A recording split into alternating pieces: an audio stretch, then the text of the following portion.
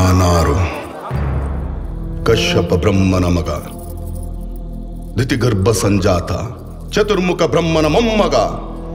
ವಿಧಾತನಿಂದ ವಿಧಿಬರವನ್ನೇ ಬದಲಾಯಿಸಿ ಮರಣವನ್ನೇ ಮೆಟ್ಟಿ ನಿಂತ ಮಹಾವೀರ. ಅದಿತಿಯ ಮಕ್ಕಳ ಅಟ್ಟಹಾಸವನ್ನು ಸುಟ್ಟು ಆದಿತ್ಯನ ಅಟ್ಟಹಾಸವನ್ನು ಮಟ್ಟ ಹಾಕಿದ ಸಾಹಸಿ. ಅತಳ ವಿತಳ ಸುತಳ ರಸಾತಳ ತಳಾತಳ ಮಾತಳ ಪಾತಾಳಗಳನ್ನು ಪಾದದಡಿಯಲ್ಲಿ ತುಳಿದಿಟ್ಟ ಪರಾಕ್ರಮಶಾಲಿ. ಅಡಿ ಇಟ್ಟರೆ ಬಿರಿಯುವುದು ಭೂಮಿ, ತಲೆ ಎತ್ತೊಡೆ ಬೆಚ್ಚುವುದು ಬಾನು, ಕೈ ಎತ್ತಲು ನಡುಗುವುದು ಸೃಷ್ಟಿ. ಚತುರ್ಮುಖನ ಸೃಷ್ಟಿಯೇ ನನ್ನ ಆಜ್ಞೆಯನ್ನು ಪಾಲಿಸುತ್ತಿರುವಾಗ ಯಕಶ್ಚಿತ್ ನನ್ನ ಮಗ, ನಾ ಜನ್ಮ ಕೊಟ್ಟ ನನ್ನ ಮಗ, ನನ್ನ ವಂಶವನ್ನು ಬೆಳಗಬೇಕಾದ ನನ್ನ ಕುಮಾರ.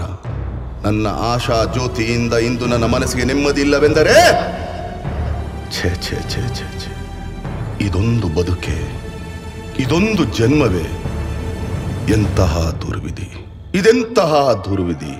ನಾನೇ ಸರ್ವಶಕ್ತನೆಂದುಕೊಂಡರೆ ಅದಾವ ಶಕ್ತಿ ನನ್ನ ಎದುರಿಗೆ ನಿಂತು ಕಾಡುತ್ತಿದೆ. ಅದಾವ ಶಕ್ತಿ ಪುತ್ರನನ್ನೇ ಶತ್ರುವನ್ನಾಗಿ ಮಾಡಿದೆ. ಅದಾವ ಶಕ್ತಿ ಅವನಿಗೆ ನನ್ನ ಎದುರಿಸುವ ಧೈರ್ಯ ತುಂಬಿದೆ. ಅದಾವ ಶಕ್ತಿ ಅವನಿಗೆ ಸಾವು ಬರದಂತೆ ತಡೆದಿದೆ.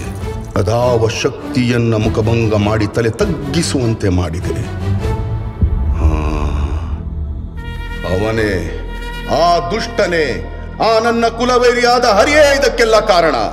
ಎಲವೆಲವೋ ಹರಿ, ಕಪ್ಪಟ್ಟಿ, ವಂಚಕಿ, ನನ್ನ ಮಗನ ಹೃದಯಂತರಾಳವನ್ನು ಹೊಕ್ಕು ಅವನ ತಲೆಯನ್ನು ಕೆಡಿಸಿ ಮನ ಬಂದಂತೆ ಆಡಿಸುತ್ತಿರುವೆಯಾ?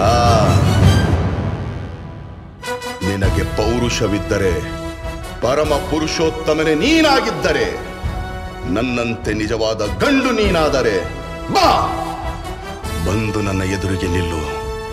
ನಿನ್ನ ಉದರವನ್ನು ಬಗೆದು ನಿನ್ನ ಕರುಳುಗಳನ್ನು ಮಾಲೆ ಹಾಕಿಕೊಳ್ಳದಿದ್ದರೆ ನಾನು ಹಿರಣ್ಯಕಶಿಪುವೇ ಅಲ್ಲ, ನಾನು ಹಿರಣ್ಯಕಶಿಪುವೇ ಅಲ್ಲ, ನಾನು ಹಿರಣ್ಯಕಶಿಪುವೇ ಅಲ್ಲ.